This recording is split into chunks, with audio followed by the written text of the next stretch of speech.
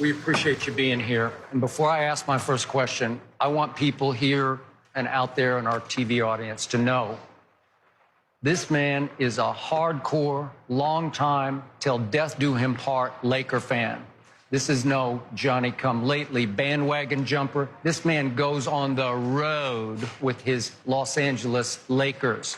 When this man speaks Lakers, it comes straight from the bottom of his heart.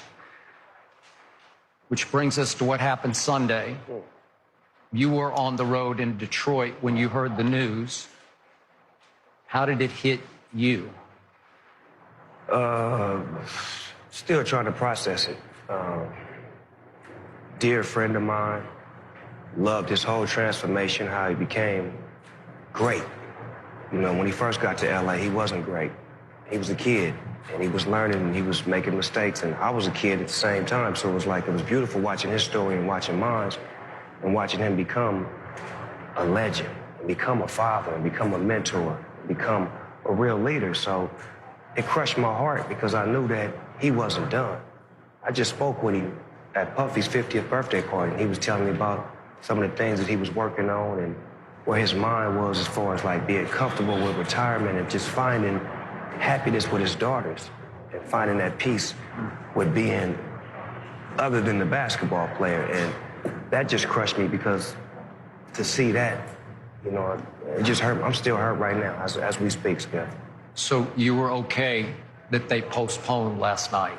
I was very okay with it because I felt like the player's spirit wasn't in the mood to compete. A lot of those guys really loved Kobe, and he was instrumental in a lot of those guys, from the Clippers to the Lakers. You see how Doc reacted to it? Oh. You know, and those aren't fake reactions, that's real. That man meant a lot to us, whether we competed against him, whether we played for him, played with him. His spirit, just the dog in him, just being the mama, that created the spirit to attack because it got too friendly at a certain point. The game was too friendly, and he made it about competition. It's about winning. And that's what it's always been about with him. And you've talked in the last couple of days to a number of the players, I know, yes. Lakers and Clippers. Yes, I spoke with a lot of players because naturally they hit me because I'm like their uncle. I'm like Uncle Snoop. Yeah. So they calling me to make sure I'm all right, but then at the same time, they need advice, they need wisdom, they need guidance on how do we deal with this. And I really don't know what to say because I'm trying to deal with it, but at the same time, I got to be strong and I got to give them the information that I feel like Kobe would have gave them. He would say, keep pushing, keep going, because he was the dog. He was never a quitter, so he would want y'all to keep rolling. Plus, he was the type of athlete that even the enemies loved him. Yes. Like, and that's hard to say because when you compete and you don't really like the person that you're up against, but it was something about his drive that made the enemy respect his drive because he never gave up and he always went at him. Right.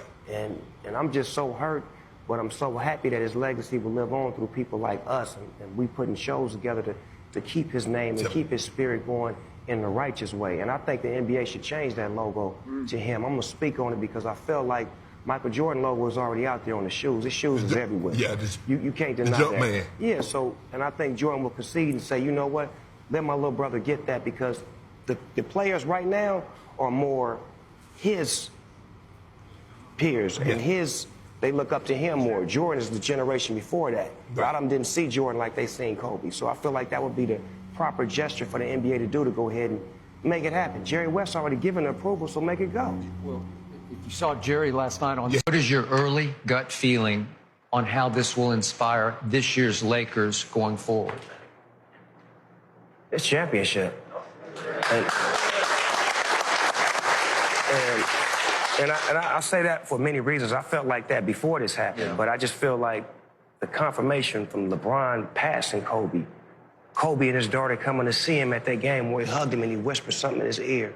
Like, this is a connection that we in LA was waiting on Kobe to give us the approval to say that LeBron is okay. Yep. Yeah, that's facts. Like, I've always loved LeBron and didn't have to wait for the approval, but the city of LA was waiting on Kobe to say, crown him, let him go, let the king do what he do.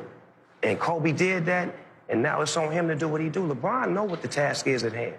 LeBron is a soldier. He's built for this. He's strong.